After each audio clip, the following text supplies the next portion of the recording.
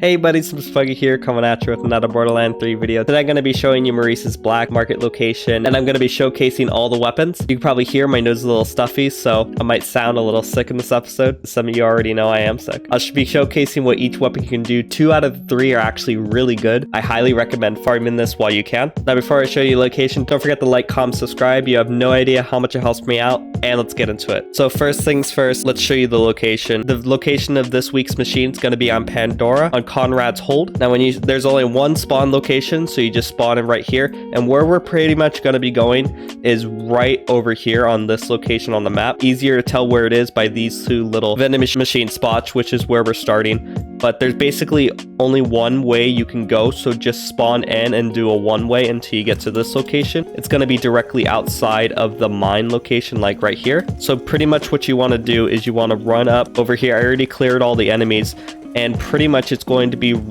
take 5 seconds from where I am to get to. It's right up this ramp, and as you can see at the top, you'll see the vending machine. Now the vending machine has 2 really good weapons. It has the Woodblocker, which is not a really good sniper rifle. Kind of been a joke in the community for a long time. The thing you want to look for is the Juliet's Dazzle. It's a weapon that drops on Mayhem 4 or higher, I believe, that only drops from Aurelia. This weapon's actually really good. It's not talked about very often, but it deals splash damage. It's really cool. I'll show you.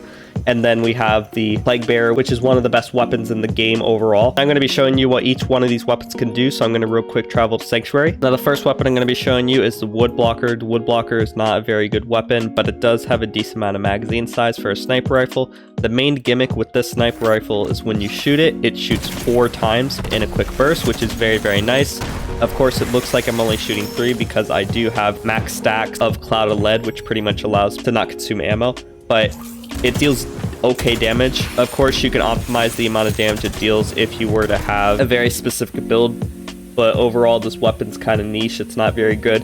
I'd recommend not really buying this one because it does cost a lot to buy. It does spawn in all elements, which is nice if you want to get that. Now, next weapon we're going to be showing is the Juliet's Dazzle. It is a very pretty weapon. It's an assault rifle that can only spawn in cryo or non-elemental. 20% chance of dropping cryo. Now, this weapon's very good because it has splash damage, and as those of you know for Moze, that's insane. Splash damage is the name of game for Moze, and if you look real closely, each shot is able to pierce through the enemy. The Juliet's Dazzle is also able to bounce off walls and floors, which is very nice.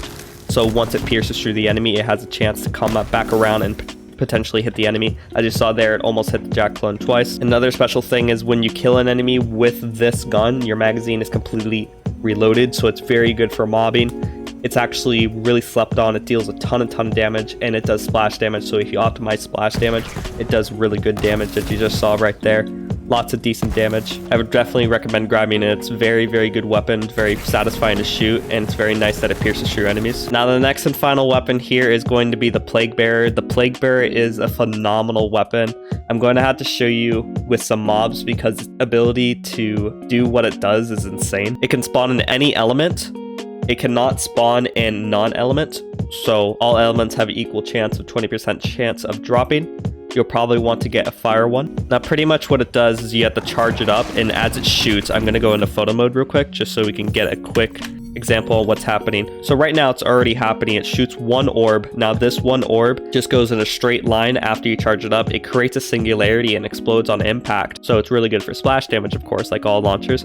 But the orb will spawn these small homing orbs, as you see right here. I do have a amp shot Infernal Wish, so there's a lot more projectiles than normal, but pretty much it shoots all those projectiles, and those projectiles are able to home, which is very nice.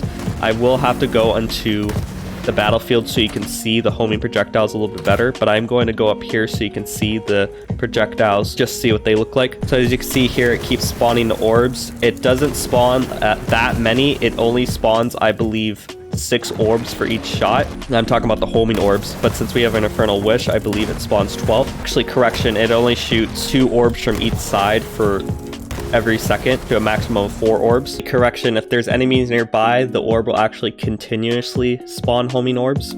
So I'll show you that in a few seconds. All right, so here's some enemies right here. I'm gonna shoot the orbs, and all those orbs will keep coming on and shooting those enemies. They'll keep spawning projectiles over and over and over, which is very nice, that do home. So pretty much you can clear an total area with just 1 shot. It's a very, very good weapon. Deals arguably the most amount of damage compared to any launcher in the game. Perhaps might be competitive to the Backburner. It's a very good weapon. And now that I'm here, let me show you Juliet's Dazzle on kill effect to reload her magazine. So I'm going to get low magazine, decently half right there. Our max magazine size is 27, so I'm going to kill this guy real quick. And our magazine size should be coming back as long as we kill him with the weapon and not a short fuse proc. Right there, as you saw right there, I killed that guy and my magazine was completely refilled, which is very, very convenient. So you could, in theory, never have to reload with this weapon as long as you don't get proc something else to ruin the on-kill effect. Like with short fuse with Moze, that can happen. So if you're looking for the on-kill effect especially, Moze might not be the Vault Hunter that you want to use because short fuse is invaluable and you'll want to use it on any build. So, but it still has a chance in case you're a Moze main and still want to use it. And that's pretty much all the weapons. All the weapons are really good except for the Woodblocker. I totally recommend getting these weapons before the black marker machine resets for next week. And as always, don't forget to like, comment, subscribe, and I'm going back to bed. Bye-bye.